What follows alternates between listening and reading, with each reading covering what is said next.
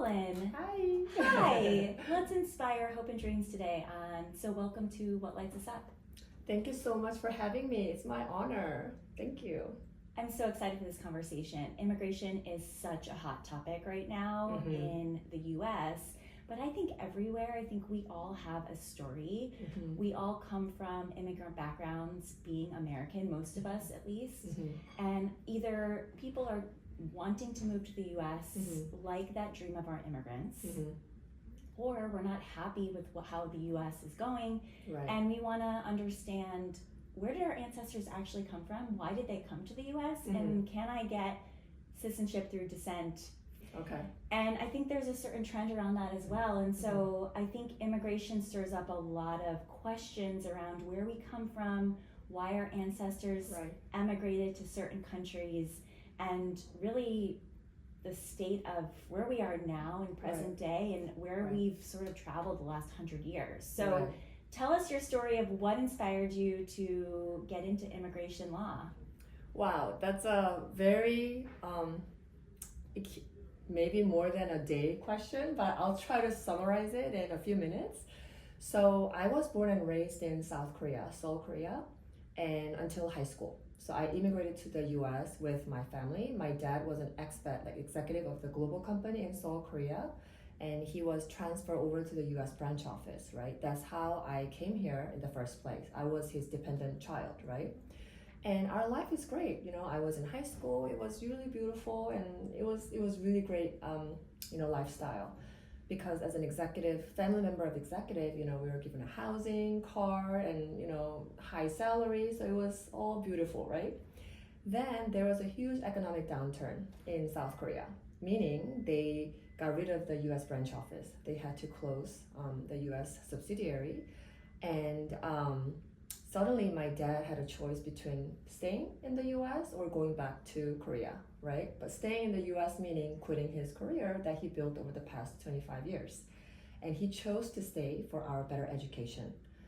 And so from that time on, our life turned upside down, right? My dad had never done any small business before. He was an executive of the global company. He never knew how to run and operate small business, right? So every single time he opened a small business, all failed. Or he met this partner who took the money and ran away and defrauded, right? So every single small business that he touched didn't go well. Meaning we ended up working, all of our family members, except for my younger siblings, we started working like multiple different part-time shifts, right? And I was the eldest daughter. I am the eldest daughter, and I was 19 years old, and I was working multiple different part-time shifts, and we still had to figure out a way to cut down our living expense, right? So one way was to exclude myself from the auto insurance, right? So I didn't know what it really meant at the time. I was just so focused on, okay, how can I cut the living expense so we can make living, right?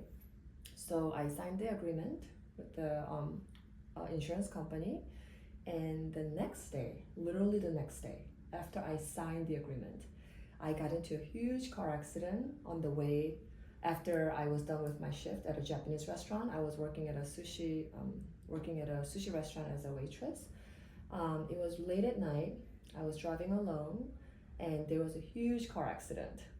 And there were 8 passengers and a driver, and they hit me from the side, and they also hit the electrical pole, right? And at the time, my English was broken.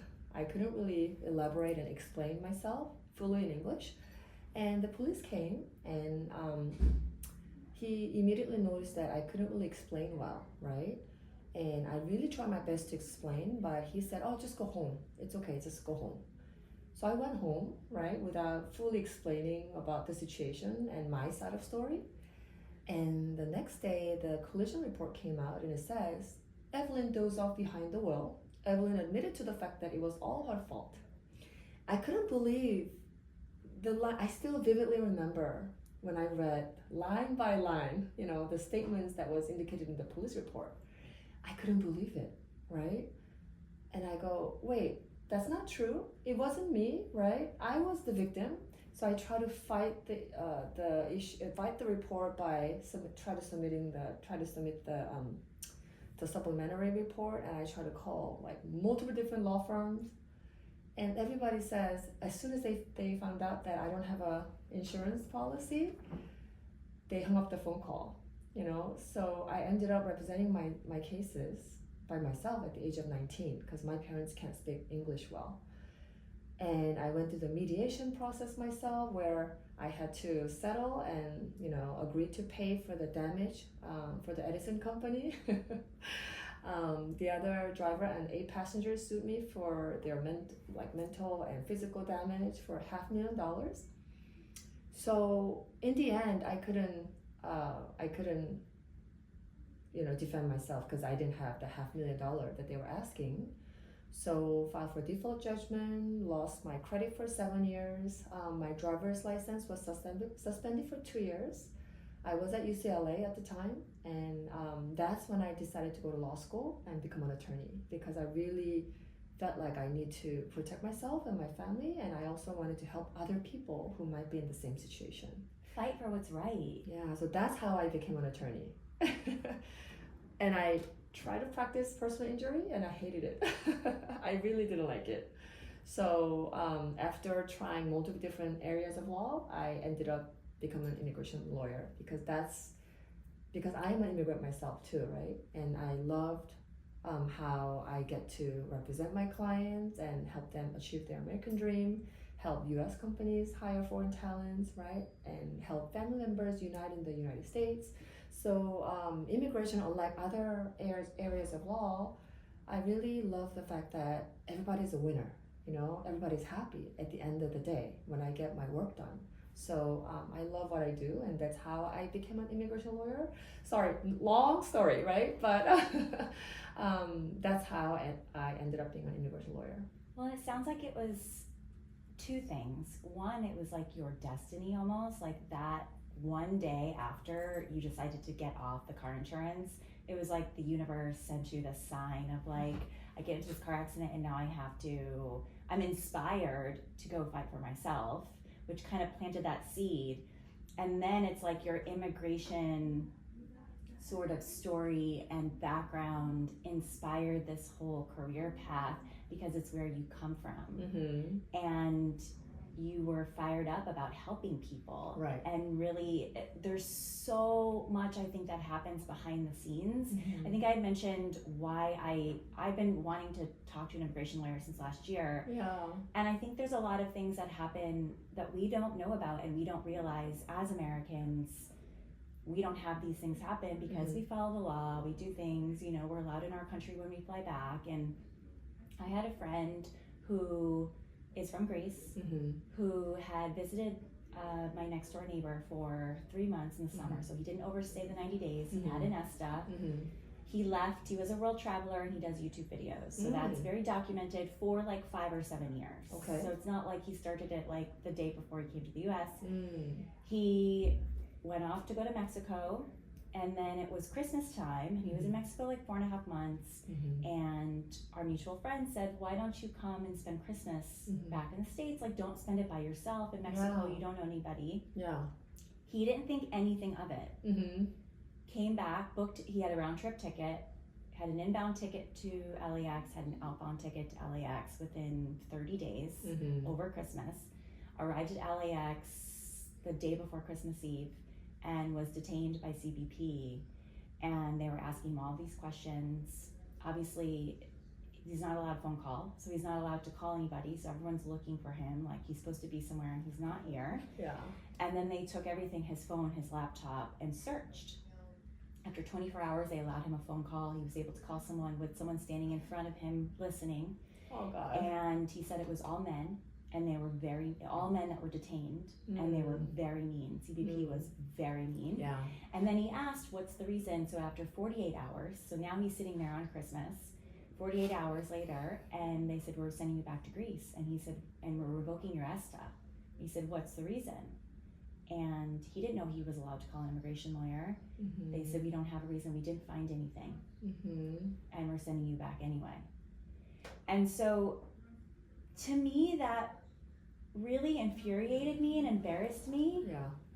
Because this is someone that maybe was given, I get that's your job, but you're given power. You have no reason, just because you feel like it. And, you know, I get I'm hearing one side of the story, but as an American whose ancestors came here for a better life, we allowed immigrants to come into the U.S. to earn their living. Now, yes, they had to give up their citizenship of their home country to do that. And yes, it was, you know, early 1900, it was a different situation. Right. But how quickly we forget that we are all immigrants. Yeah. Yeah. How can someone overcome just like a huge kind of kick in the gut of like what they're hoping to do? They're hoping to travel to the US, they're hoping to maybe live here someday. How can they see the light when it's really hard to see? Like, you got into that car accident and you found the light by fighting for yourself. Yeah, exactly. Well, you know, it's really, so any foreign nationals who are entering the US, right? The CBP officers, I'm just trying to put ourselves in the CBP officer's shoes and why this is happening, right? So CBP officers really have to make sure that they're not letting any criminals in, or any kind of money laundering, you know, any kind of people with criminal background into the United States, right? So their viewpoint is, okay, whoever has any kind of suspicious activities, or, you know, any little bit of hint of, you know, negative things, negative impact to the US, they have to use their discretion and deny their entry. So if you have ESTA, that means you're able to enter the US without a visa, right? You're one of those countries that are allowed to travel to the US without a visa for 90 days, for up to 90 days. But that 90 days, it's not like it'll reactivate right after if you leave and then come back in, especially if you travel to Mexico or Canada, those neighboring countries, it does not reactivate the clock. You know, it does not restart the clock. So meaning if he has already exhausted the 90 days of his stay in the US and then leave to Mexico or Canada and then try to come back in, then that means he already exhausted his 90 days and he does not have any remaining time period for his ESTA duration, right? So that's probably the reason why I think the CBP officer use their discretionary power to make that decision, final conclusion. But you're right, it is really true that it is sometimes heartbreaking, because sometimes it really happens to those people who have every right to come back to the States, you know, in their valid visa status, or even in ESTA. They're just traveling here to see their family, you know, see their grandchild who's just born here, right? And yet sometimes you're turned away, right? Also, especially you're a single woman, right? They're also subject to highest scrutiny because there's a lot of like prostitution going on in the US. So they have to be very careful that whenever the single woman, you know, tries to enter the US, they have to ask more additional questions to make sure that she's not part of that scheme, right? So I totally understand why they're doing this, but you're right. Sometimes it's very inhumane and very unfair, right? Because we're dealing with human, right? We're dealing with people, and to be detained in this small little room for 48 hours or plus, right? It is really not a pleasant experience, right? But that's what I think really happened to your friend. Yeah.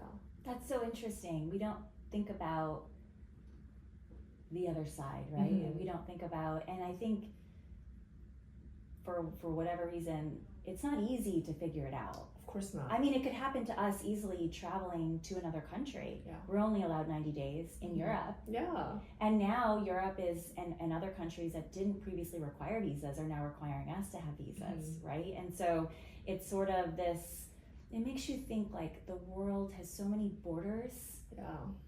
Why can't we just live where we want to live? Like, I know that's such a beautiful light, you know, and I know the world doesn't function like that. I know there could be other issues that, right, if they don't. Yeah. But there's so much division in this world, and if people were allowed to live where they want to live, it's like, what would that world look like? Right. Would we have more peace? Would we have more love? And so, how do you think we can stay curious about each other's cultures in such divisive times that we're in right now? Oh, that's a really difficult question, and that's the question that I always constantly ask myself, right? Why does it have to be this way, right? I get it, there's all kinds of different culture, different religion, different opinions, and different, virtues, philosophies. Everybody has different, opinions, right? And sometimes leaders in our country or other countries, sometimes they have to take bold steps to make changes. And sometimes, I think, in my opinion, sometimes when they have to make changes by moving and shaking things, they can't really think about all these other exceptions and all these little emotions and all this people's situation, like sometimes you just have to do it, right? Sometimes you just have to take action, bold action, to make grandiose changes. I get it. But we're also dealing with humanity, right? We're dealing with people's lives. So we can't forget about that, because even if it's just one person's life, it means a lot, right? It can mean a lot. So there's a balance between, taking that bold step to make big changes for the whole nation or even for the whole world, right? For the leaders versus our civilians, our like people like us. It's our daily life. It's our humanity, our human dignity, right? And some people just die, like as a victim of war, out of nowhere, out of like for no reason, right? They didn't do anything wrong. They didn't do any harm, right? And yet, as a civilian holding a little baby, a woman holding a little baby, they can just die as a victim of war, right? So you're right. Your question is something that I always ask, right? And I'm still searching for my answer, right? What is the right answer? Because I totally, like I just mentioned about the CBP officers situation, I always try to think about both sides, right? Why are our leaders are doing this, right? And what about us, right? Our position. And I think there's a balance, right, that we can find. Even though, yes, it is true that the leaders have to take bold steps to make changes, but it is really true that even one life is precious, right? So maybe there's a way that we can do both in the middle ground, like, right? By finding that subtle balance. But I don't know the right answer to that question yet. I'm still searching for that. You know what I mean? I think part of it, I love inviting someone over for a meal and cooking with someone and having a meal with someone. And you really learn a lot about someone's culture through food. Yeah. We all need food. Yeah. Right? But you're doing something different. You're open to hearing someone's story of why they want to immigrate, or their problems and challenges of what they're facing for immigration. And so you are, in a way, opening up that gate to invite a less divisive world. Oh, yes. That's the best part that I love about my job.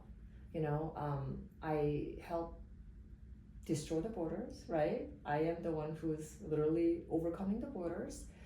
Help overcoming the borders, help my people overcome the borders, and also after overcoming the borders, they're here and they have this whole land of opportunity to achieve their American dreams, just like I did, right? And I not only help the foreign nationals, individuals who need my help to overcome the borders and achieve their American dream, but I also get to help U.S. companies, right? U.S. companies hire foreign talents, right? When they can't find the qualified U.S. workers, especially in the STEM field. Sometimes it's very hard to find qualified engineers, tech industry employees.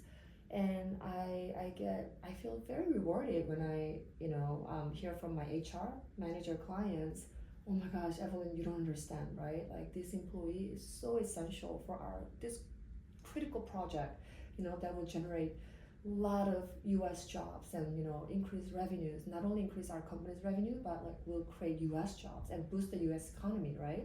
So you're right. Like in a way, that is the best part of my job as an immigration lawyer, to help my clients overcome their borders and make it less divisive.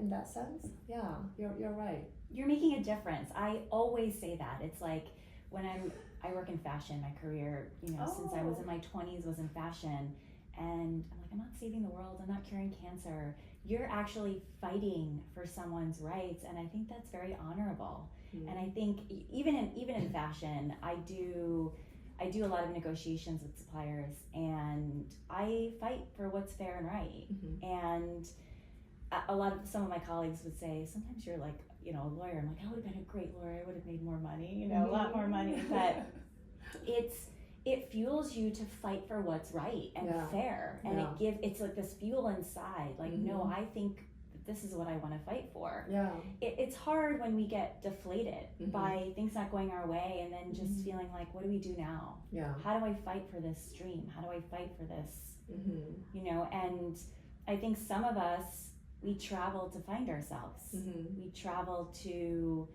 explore someone's culture, learn less division, right? And mm-hmm. try to find what does light me up. Where do I want to live? What inspires me, right? And so how can someone find their path to what lights them up if they're feeling lost? Yeah, oh my God, that's a really good question, because that was me. I was completely lost when I was working as an attorney. So it was such a privilege, right, for me to, even though it was a very tragic accident and very difficult and painful time that I had to go through, being an attorney, right, in this state of California, in the beautiful city of Irvine, is such a privilege, right? So I worked really hard, as an Asian American minority female attorney who has immigrant background. I have all the packages, right, of everything. And because of that, because of my background, and because the way how I look, I felt like I need to work hard, right? And then I'm not sure about how much you know about the Asian culture, but according to Asian culture, especially Korean culture, who went through the post-Korean War, you don't have leisure or time to think about your emotions, well-being, mental well-being, or child-rearing, strategies. No, there's no such thing, right? Most of the parents were like, okay, you have to work hard. You have to get A+. You have to go to law school or medical school. If you're the black sheep of the family, then you be an accountant. That kind of environment and mentality. So I was one of them. Even though my parents never pushed me to go to law school, like I shared, I was the one who chose to go to law school. But that mentality of working hard, try 3, 4, 5 times harder than other people kind of mentality was deeply ingrained in me, right? From my upbringing, right? So I just worked really hard. I was working 80, 90 hours per week for the past more than 10 years. Ever since I started working at a big firm, very big firm in Washington, D.C., and then moved back to California and started working at a mid-sized firm where I just worked hard, right? There were no weekends, no holidays. Every single time a partner needed help, I volunteered to help. Doesn't matter whether that's 4th of July, Christmas, didn't matter, right? So I worked really hard, and I was fortunate enough to become a managing partner. I became a partner and then managing partner. And then I got pregnant with my second baby. And when I delivered my second baby, I got this news that my baby had 2 heart murmurs. My baby was born with 2 heart murmurs and had to be in the NICU, right? And I go, no, that's not part of my plan. That can't be true. And the nurse looked at me and go, ma'am, what are you talking about? It doesn't matter what your plan was. Your baby is sick with 2 heart murmurs and he has to be in the NICU and you cannot be released, right? Because that's when I already opened my own law firm. So my mind was like, okay, I'm gonna deliver my baby, I'm gonna do this and that, I'm gonna go back and I'm gonna start. That's what I did with my first son, first baby, and I just continued working even after I delivered my first son. So I was going to do the same thing with my second baby, and that's why I also opened my own law firm, right? While I was heavily pregnant. And yet, that was not part of my plan. And then I was hit by the news, very, very bad news, right? And I didn't know what to do. And that was my very first time I felt completely vulnerable, like completely 100%. So back then, when I got into a car accident, right, when I decided to go to law school and then became an attorney, there were a lot of things that I could do within my own power and control to change my situation, right? But that was the very first time that I was 100% vulnerable, not just both physically and mentally, right? And there was nothing I could do. You see what I'm saying? And I started having a very severe panic attack in my delivery room because I just didn't know what to do, and I couldn't believe what was happening to me and my baby, and I couldn't breathe, right? And then, I went through, I had to take my baby to testing, heart testing and everything, and I began to have very severe insomnia. I just stopped sleeping. I couldn't sleep, right? And my anxiety attack, panic attacks happened every day. It wouldn't stop. So I had to close my firm. Right after I opened my firm, I had to close it right away for 6 months. I couldn't do anything. And I felt like my career was ending. I felt like I was a failure. I felt like the whole world was turning against me. And I felt like this is it. And what made it worse was that none of the medications worked. My physical body was so sensitive that none of the medications was working because I had severe side effects to everything. All the medications that my doctor tried to prescribe, I went to ER 4 times because of the side effects. Meaning, so no sleeping pill works, right? None of the mental medications that induce sleep worked. Nothing worked. So my doctor told me, Evelyn, you got to do something about it. You got to do something. Either yoga, meditation, therapy, you got to do something to sleep. You got to sleep. So I lost sleep for 8 months. Oh my God. Yeah, and towards the end of 8 months, my doctor told me that if you don't sleep for more than 8 months, more than about a year, then you go into psychosis stage and then you pass away. You die. You die out of exhaustion and fatigue. And I go, excuse me? What are you talking about? It just didn't make any sense. I just couldn't believe that was happening to me and my body and my mental state of being, and it never happened to me, right? Like I was an A+ student, right? Always good grade and good girl, and I never got into any trouble. I never smoked. I was that very, always listen to my parents, that Catholic girl who would always listen to my teacher, listen to my parents, and went to law school. You know what I mean? Like I've never done anything that Bible says don't do, right? And it was my very first time that I didn't know what to do. And when I heard the news from my doctor, I was like, oh wow, maybe this is it. I was entering my 40 at the time. Okay, my 40 years of my life was beautiful. I guess this is it, So I got my living trust done, just in case. I got my living trust done and I was getting ready, right? And ready to go. Because I didn't know what to do, because I was losing sleep, and this severe sleeping, like very strong sleeping medication didn't work. You couldn't even think straight, probably. Yeah, I couldn't even think straight at the time, by that time. Then one night, might as well, I started praying. This is nothing about religion, so you can edit it if you need to, but I just began to pray. And I prayed like this: Dear God, for my entire life, I've never prayed to you genuinely. I've always prayed to you whenever I needed something. oh dear God, please help me go to law school. Oh dear God, please help me pass the bar. Or dear God, please, help me become a partner, an equity partner. I was chasing after all the success that was defined by society, right? I was just busy working. I got my back pain, chronic back pain from working 80, 90 hours per week for over 10 years. But dear God, this is my very first time I pray to you where I completely surrender myself to you, right?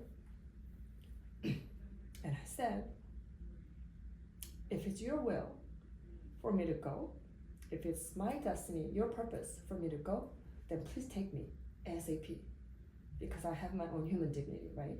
Because I don't want to be that crazy mom in front of my kids and in front of my family. That's not something that I want. So please take me ASAP. But if it's your will for me to live on earth, right, then I will live rest of my life according to your plan and your purpose. Just show me. That's how I prayed. And then I went to sleep. And the next day, I started sleeping like a baby, without any pill, without any help, nothing medical related assistance. Second day, I slept 8 hours. The third day, I slept over 10 hours. So I started gradually sleeping better and better. And it took me about 4, 5, almost 6 months to fully recuperate and recover and feeling like normal myself again. So that's how I survived from this very unique and very strange postpartum experience that not many people, I do know that a lot of people do have a lot of crazy traumatic postpartum experience, and some moms, they even pass away during the procedure, and I'm so thankful that I survived, but mine was pretty unique too, so that's how I survived. And after 6 months, when I fully recovered, I reopened my firm, right? And at the time, because I had to close my firm, I lost a lot of accounts. I had my corporate accounts, I had my clients who trusted me and followed me, and I lost a lot of accounts, but a lot of people came back to me.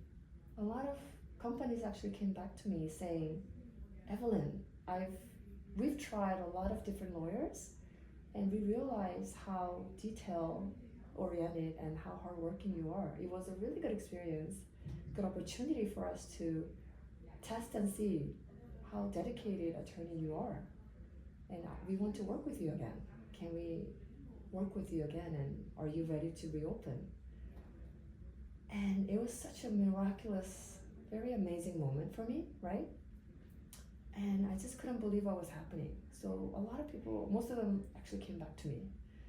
And then I began to have more cases, more and more cases. And now my firm is thriving, especially during this time, under this current administration. My business is thriving, like I'm getting more and more cases. So it's actually a silver lining for me, even though the news is very not pleasant and everything, but that actually prompted a lot of people to apply for their citizenship application. And you know what I mean? Like, a lot of companies want to hire their talented employees, so it sort of prompts them to take actions, right? Mm-hmm. So that's how I survived, and how I reopened my firm, and how I, was able to practice again. But through this crazy experience, right, I began to think about what's my why and what's my real purpose. Okay, everybody wants to succeed. Everybody wants to be that greatest attorney. Because I'm an immigration lawyer, I want to be the best immigration lawyer in the US, right? Everybody chase after that success, right? Defined by society. I want to buy a nice car, I want to buy a house, I want to buy a vacation home, right? Then after that, I want to do this and that. Then I want to be that most popular person in town. Then they become the most popular person in town after having all this luxurious stuff and house and cars. And then what's next? What's next? What's next, right? We constantly search for what's next, and yet it's never fulfilled. It looks like a lot of people have this very common issues of not having that fulfilled life. And they constantly search for the higher, more, and higher, right? Or whatever that they are searching and chasing after. And in the end, it's never fulfilled. And then they rely on drugs and cocaine and all this like women, or what I mean, like sex and drugs and all kinds of different stuff that they think will fulfill their soul outside but of themselves. But it wouldn't. It would never. It never will, right? So that was me. I was also searching for something, and not searching for, but chasing after something that I thought was called success, but that was defined by society, someone else, a third party. It's not me. I never asked myself, what is your definition of success? Why do you live, right? What's your why and what's your purpose? So I started asking that question to myself, right? And I began to pay attention to what I really like doing, what's my hobby. When I was going through this stage of my life, I began to see a therapist, and one of the very first questions my therapist asked was, "What's your hobby, Evelyn?" And there was a long pause because I didn't have any hobby. And I asked her, "Who has time for hobby? I mean, I don't have time. I never had time. I was working 80, 90 hours per week." And she goes, "Oh, it doesn't have to be like any time-consuming stuff, yoga or hiking or anything that you like doing. What's your favorite hobby?" And I couldn't answer the question. So she told me that, okay, my first assignment for you, go to Target, grab a candle of your favorite scent, right? Come back, light up the candle, feel the warmth of candle, smell the scent that you like, and gaze at the candle for 15 minutes. But to make sure you do not worry about or regret about your past or thinking about the future, worry about your future. Focus on being present by feeling, awakening your 5 senses. That was my first assignment. And I was like, candle had scent? I don't know. I had no idea that candle had scent. I never paid attention to those little details because I was just You so didn't have busy. time. I was just so busy. My mind was hyper focused on career success, being a partner and making a lot of money and buying a house. Achieving the next thing. Mm-hmm. So I did, because that was what she told me and I had to listen to her. And that was the very first time. It was a beautiful moment where I was being present for the very first time in my life. It was kind of cringe-worthy moment because I never had that silent moment for 15 minutes, not thinking anything but just looking at the candle. It was something that I would never do, Wow. I would have never done it, like if it wasn't, if it was me like years ago. Then the next exercise was to go out and start walking around and looking at the plants and observe all the lines of the plants and just feel the present, right? Look, observing that all these details, like all of these lines that that you see in the plant, leaves and trench of the tree and flowers, and smell the scent, right? So that's how I gradually began to awaken my 5 senses and being able to be present, right? Then I began to notice that I really enjoy when I do party planning, like when I plan parties for my friends and family, like baby shower, bridal shower, because I noticed that I really love decorating the table, like dessert table. I love the colorful stuff, like visual stuff, like being creative, right, with colors, coordinating colors and making things pretty, and I found very profound joy in doing that. And my therapist goes, "Okay, Evelyn, go do it, but do it very often. You gotta awaken your your hobby, your sense of joy, right? By constantly exercising your hobbies. So that's what I did. I started hosting a lot of parties, like Valentine's Day events, baby showers, bridal showers, and whenever I saw my friend's face lit up, like with joy and happiness, and whenever they tell me, "Oh my gosh, Evelyn, like I'm so happy and thank you so much for doing this for me," it really that was the thing that really lit up, right? That's the moment that really makes my heart drop and makes me feel so joyous and happy.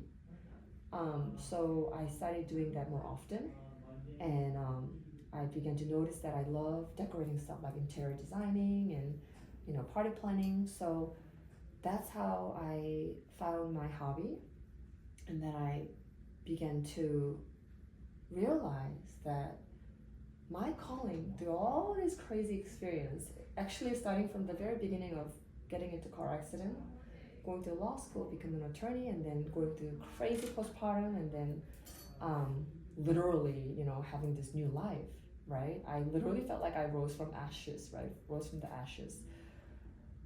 And I realized that my calling is to help other women, especially minority female attorneys and other professionals who are going through the same thing, postpartum depression, or maybe postpartum, even the very severe postpartum psychosis, or maybe some general depression, or very severe mental issues, right, that they face. Because especially minority female professionals, especially if they're from that culture, the similar culture that I was in, where only working hard is the answer, right? You don't have any time and leisure to look around and think about your own mental health or your life purpose. You just have to work hard and have to get A+, right? And have to go to law school or medical school, that's it, right?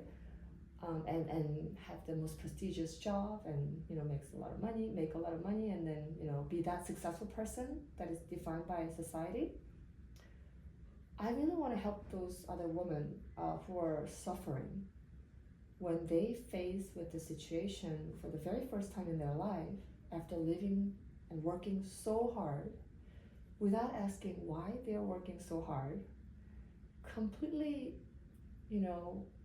feeling lost, right, in their life journey, when they're faced with completely vulnerable situation, especially when they go through postpartum, because your hormonal is just up and down and almost like a roller coaster ride, and it's not something that you can help with. And most people, go through that postpartum depression stage for about 2 weeks, right, and then they just go back to normal. But not everyone, right? And during that time, they may lose the sense of their normal self, right? That strong-minded person who's able to control their, situation, and who's able to work hard, who's able to sort of ignore their, intuition to take a break and give some rest and just move forward and keep going. They might feel completely vulnerable and lost, right? Then they go into this spiral of like depression and anxiety and panic attacks. So my mission, my purpose, my life purpose is now to help other women who are going through the same thing, to help them get out of that stage as soon as possible, and then help them find their own purpose and meaning. Because I went through the worst version of all the situation, right? I've tried over 15 medications, right? Nothing worked. I went through almost not just postpartum depression, but I think it's almost like psychosis stage, right? Where if you lose, even though it wasn't like because of the postpartum, like hormonal stage, but because of lack of sleep, right? Sleep deprivation. So I've been there and done that, and I've experienced the worst version of everything, and I think there's gotta be a reason why I experienced the worst version of every little situation that any woman can experience, right? Because I can now feel their pain. I can understand their pain, right? And I can truly and totally think about their situation in their own shoes, right? And we can figure things out together, right? So that's my new purpose and that's my calling, I guess. Sorry, it was a long answer. Thank you so much for sharing your story. That was incredibly moving. And as you were talking about it, I honestly got this download, like we were supposed to connect. And for some reason, you maybe were meant to share your story on this podcast. For whatever reason. I do believe people come into our life for a reason. I believe things happen for a reason. I'm also a high achiever. I resonate with everything you're saying. I don't have children, so I haven't had a postpartum experience like that. But for a long time, I couldn't feel my feelings. And, even though we're taught the conditions, go to school, work hard, get a house, be safe, secure, and show the world that you can take care of yourself. Especially from the immigrant family, right? Yes. And you do that and you're like, I'm not fulfilled. I'm not feeling that joy. How do I find that joy? And for me, it's been this podcast that has created a community for me to connect with people. It's one of my values is connection. And although I still struggle with the work-life balance, it's something that I admire of you and your energy for inviting. I see it on social media. You invite amazing energy in your office. I mean, you are a busy lawyer. You've built this business. You have a family, and you're treating your coworkers to coffee, right? Or you're taking an hour to sit with me and have a conversation for a podcast in your office. That's not every day, and you're present and your presence. So what tips do you have for us, being that you feel like this is your purpose to help women or people find their purpose or more fulfillment or more joy? How can someone find more joy in their life? So the first advice that I want to give them, especially for those who've been working so hard, right, without even having time to take a break, take a breather. And there are a lot of moms, working moms out there who's just working, and they don't even have any time for themselves because when they have spare time, it's all about their kids and their husband, right? Taking care of their family. And at work, they have to prove themselves because they're women, right? So a lot of working moms are actually going through the same journey that I went through, where they only know how to work hard, right? And they think that they have no choice, right? But my advice to them is just like what I did, right? Take a pause, right? It's okay. Sometimes you can take a pause. You can find a nanny to watch their kids for a couple hours, and you can ask, your husband or your wife, your spouse. It's not all about women. It can also apply to men. Who are just working rigorously and working crazy hours, right, without taking a break. So my recommendation is to first take a break, take a pause, and take a deep breath, and try to literally take that 10 to 15 minutes of silence. It doesn't have to be a prayer or meditation or gazing at the candle, like whatever that works for them, right? They can just take a pause and be present. By exercising to be present was the key, very first assignment that I had to do, and it really helped me tremendously. So being able to be present, meaning you have to shut down and stop thinking about or regretting or worrying about whatever that happened in the past, right? And stop worrying about or thinking about the future. Stop even planning about the future. Of course, we have to plan, right? Plan things. We have to calendar it and everything, but just for that 15 minutes, stop thinking about anything but you in that little space for 10-15 minutes. And by being present in that moment, by awakening all of your 5 senses, right, then you'll be able to start hearing your inner voice. You know what I mean? And if you have religion, you can also pray to your God, or some people believe in spiritual things, or and Buddhism believes in this self meditation strategies. So whatever that works for you, or maybe yoga, right? Whatever works for you, I think it's really important to take a pause for 10, 15 minutes or even longer, right? Then once you start listening to your inner voice, then just like what I did, you'll be able to see, okay, what do I really like doing, right? Why am I doing this? That question, I think, is the question that anyone should ask themselves, right? Like constantly, because it can change over time, right? Okay, why am I here? Why do I do this, right? Why do I live? And aside from being a mom and a dad, or being that employee or owner of the business, or you know what I mean, beside being all this, like, we wear multiple different hats, but just a very honest and genuine question: why are you here? What's your why, right? We never ask the question, right? If you think about it, it's a very vague, and it can be a very vague and ambiguous question, right?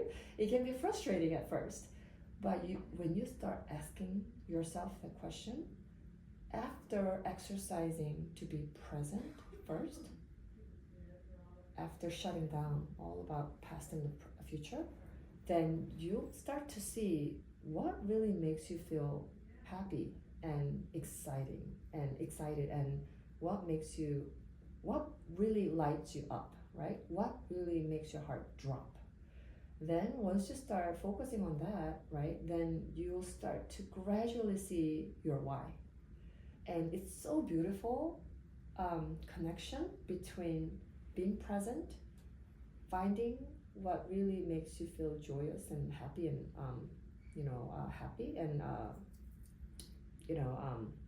excited. That it gradually connects you to the next step, which is your purpose. Everybody has different purpose. Everybody has different calling, right? The reason why we all look different, even though we have so many people on earth, right? There's not even a single person who looks exactly like you. Even twins, they have different features. They have different dots on their face, right? Like they might have different scars. Not even a single person, right? You can't even find any same you, right? There's not even a single person who can replace you. You're the only person on earth. You're so unique in your own way, right? There's gotta be a reason why you're so unique. On earth, not even in Irvine, not even in California, not even in the US, on earth, you're the only person who's you, right? So that means there's gotta be a special calling just for you, right? You gotta pay attention, very close attention to that calling, that special calling that you have. But if you pay attention to the present, if you pay attention to your own why you're here, and if you pay attention to what really makes you happy, what really lights you up, what really makes your heart drop, then you'll eventually be able to find that special calling that's just for you, no one else. But it's a long journey. Sometimes, for me, it takes about 40 years, and I'm still searching for that real purpose, and I'm going through that journey, right? Some people might take 88 years.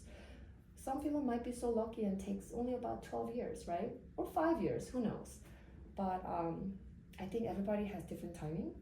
Doesn't mean that just because it takes 70, 80 years for you, doesn't mean that, you wasted your life, because I think your entire life itself also has a purpose, right? Maybe you had to go through that life in order to find your purpose, before you pass. So I think it's very amazing how it is all connected. You can connect the dots. You know what I mean? Yes, I love that. Find your why. I don't know about everyone, but I am so inspired to come join your team and become an immigration lawyer and find my purpose. This was a beautiful conversation. I absolutely love this. Tell everybody where they can find you, follow you, if they need immigration help. Yeah, so I have my website. It's evelynmoon.com, my name.com. And then I have Instagram page, LinkedIn page. I actually just started to post things on TikTok and Facebook page. So you can just Google me, find me, Evelyn Moon. And then my email address is evelynm@evelynmoon.com. So yeah, they can find me anywhere on social media and my website. Great, and I'll link everything in the show notes. Thank you so much for this beautiful conversation. Thank you so much for having me. It was such a great conversation. It was. I feel like it was just kismet and meant to be. And thank you for sharing your story. Thank you for having me.